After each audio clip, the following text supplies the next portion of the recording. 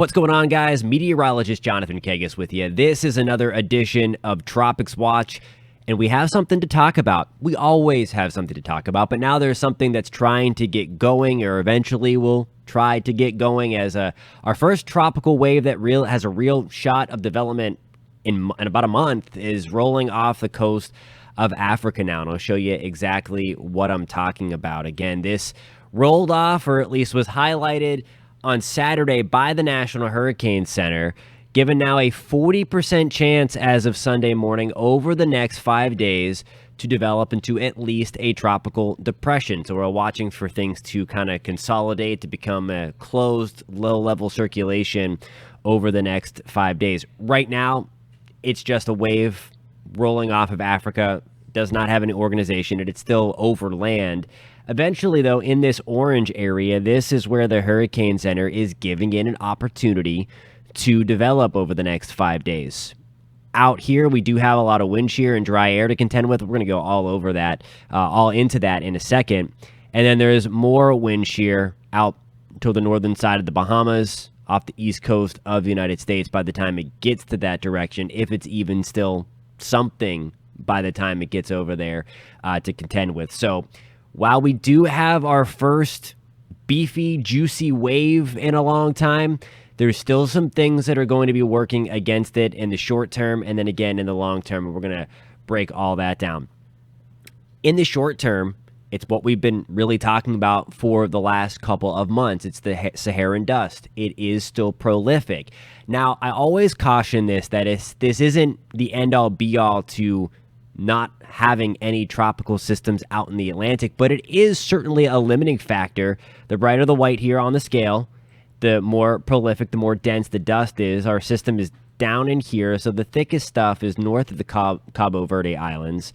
Another plume of dust, though, pushing towards the Turks and Caicos into the Bahamas, and this eventually going to head into Florida and the southeast corner of the United States by the time we get into the middle part of next week. So if you're watching from Florida or South Carolina, Georgia, and North Carolina, even into Mississippi, Alabama, we'll likely have our sunrises and sunsets enhanced again with that dust particle stuff going on about 10 to 15,000 feet or so in our atmosphere. So look forward to that as we get into Wednesday. Into Thursday could also help to enhance allergies a little bit.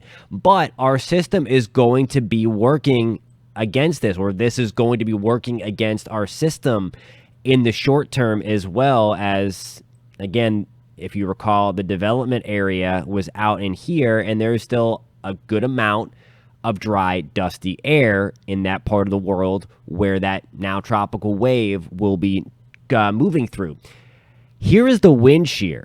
So right now we're looking at the bright reds and purples. That is the very detrimental wind shear to this system. And you see out ahead of it again, where the system will be traversing, we've got some pretty high wind shear. This is the area, though, as we get to the northeast of the Lesser Antilles and the Caribbean, that it will have the opportunity to start to get its act together a little bit. And then notice that things are still pretty good for it, whatever it may be. Again, I think it's going to be a slow-going development as there's dry, dusty air and there's some wind shear out there. Now we're fast-forwarding to the end of the work week. So this is Friday getting into next weekend. We'll likely have that system somewhere, maybe out in here. There's still a lot to be ironed out with any kind of track. But one thing I do want to point out here is that we do have more wind shear starting to increase right along the coast. You can kind of make out this little dip in the jet stream here in the blue. We're going to have a trough of low pressure, cold front pushing off the United States as we get into Friday and Saturday. So what that's going to do is really help to break down the western side of the Bermuda Ridge to weaken it finally. And I'm going to get into that more in a second, but that's going to help to, it should help to steer it out at sea. Again, never want to write anything off this early, but that's going to be a high potential for that to happen. And it's a good thing that is coming. Right now, you can kind of see the spin here. That's where the Bermuda High is currently sitting, and it's very close to the United States. So that would help to steer something into the country. block it from going out at sea. But the good news is, again, that cold front is going to be in that direction. So I want to show you, this is the low-level spin. This is the European solution of that low-level spin. And what we're looking for here is that darker red color indicating the strength of the spin in the low levels, and then something to kind of be a circle. So here is our system, okay? It is still kind of stretched out and flung around. For the system itself, you want it to look something to be like a closed circle. It starts to get its act together a little bit. We showed you that the wind shear kind of fades, the drier air kind of fades a little bit. The further we get towards the Lesser Antilles, so certainly if you're watching from Puerto Rico, something to keep in the back of your mind, but this should stay north of the island, at least early indications are. The Leeward Islands, Windward Islands, something to watch again. But that's when it can start to get its act together, as it's north and east of the Caribbean. Here, again, by Sunday, that's by, again, as we look further out into next Sunday. So this is a long time to watch. You can already see, at least from the Euro solution, trying to lift further north away from the United States, even away from Bermuda. There's a big speck there. Whatever it may be, again, it's going to have some issues again early on to strengthen. Likely going to stay on the weaker side anyway. Then you see this little elongated stretch here, elongated spin.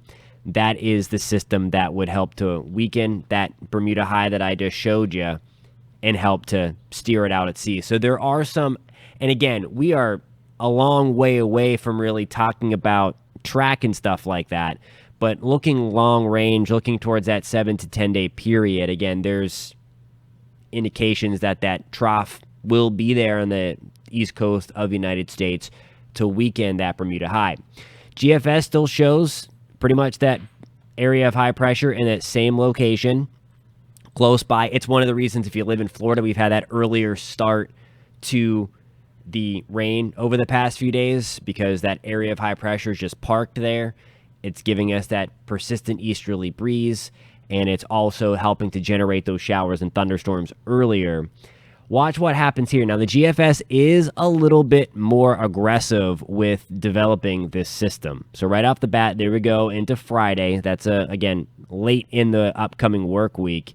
There it is. It's decent, again, with its location of it by that time, somewhere northeast of the Caribbean. Note, though, here is the Bermuda high, okay? Here, again, is what will likely be, or has the potential to be, a cold front pushing off the United States later on in the work week at the same period. There's 2 o'clock on Friday, about 5-6 days from now. And notice the flow around that area of high pressure. It's starting to weaken a little bit as we get it out there. And as a response, here is our little guy here. Here is the cold front. So a little bit of a different solution here in the GFS model that wants to try to kind of slow the progression of this.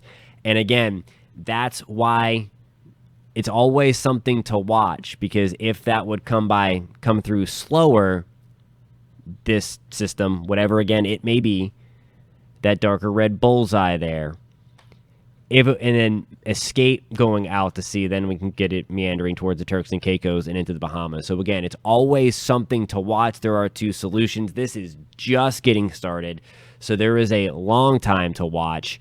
But nonetheless, as we mentioned, it's going to be battling dry air and shear in the short term, and then likely a weakening Bermuda high, which will help to favor it to work out to sea just a little bit. Here we go with where we are in the season. And again, we are starting to get into the first week of August. We are in the first week of August. This is going to put us right in the climatological uptick. We're not at the peak yet. That's September 10th, but we start to see things increase significantly by this time, as we are about right here in the curve. And then that's where we are heading to, September 10th, before we start to see things tail off in terms of development. So we still have a long way to go, of course. This is just the beginning, at least the starting signs of that uptick, again, I don't see a flurry of activity coming off of Africa just yet. Maybe in a week or two, we'll start to get things primed for that flurry of activity as we approach the end of August and into September. But right now, there's something to watch way out in there, way out in the Atlantic. Again, this is just emerging off of Africa. There are a couple different solutions in the long term. Again, that is well beyond a week away as we get into the early part of next week, towards the middle of August again, somewhere northeast of the Bahamas or northeast of the Caribbean, likely. But again, we'd be rooting for that cold front to time out as it is, to weaken the western side of the Bermuda High, which would help to favor something steering closer to sea, or steering out at sea, but something that we are going to be watching in the long term. Again, that is 7 to 10 to 2 weeks away in that ballpark time frame. Alrighty, we've had 3 named storms this season: Alex, Bonnie, and Colin. Danielle would be up next. Hopefully we never get to this doesn't come into fruition and the shear and dry air went out, but the next named storm of the season is going to be Danielle, followed by Earl and Fiona. We know it's just a matter of time, but it's been nice while this little quiet stretch has lasted up until Saturday, the last time the Hurricane Center has highlighted anything for a decent shot of development, really for any shot of development, was way back on July 13th. I keep on saying this too in our videos. This is how a typical hurricane season should go. We're right on schedule, with 3 systems being named by August 7th, and then the next one, days from now. And again, we could have that continue right as, climatologically on schedule here as we move forward in the next few days. Certainly that 40% shot for development is with us over the next 5 days. And again, more likely as we get out into that 7 to 10 day ballpark as it kind of closes in on the northeast Caribbean islands, or at least in that vicinity. Alrighty, guys, we're going to keep tabs on this one, of course. Hit me up on Facebook, Jonathan Kegas News 6, or on Twitter at Jonathan Kegas, and we will continue that conversation over there. For now, this has been another edition of Tropics Watch. Thank you so much, guys, for tuning in.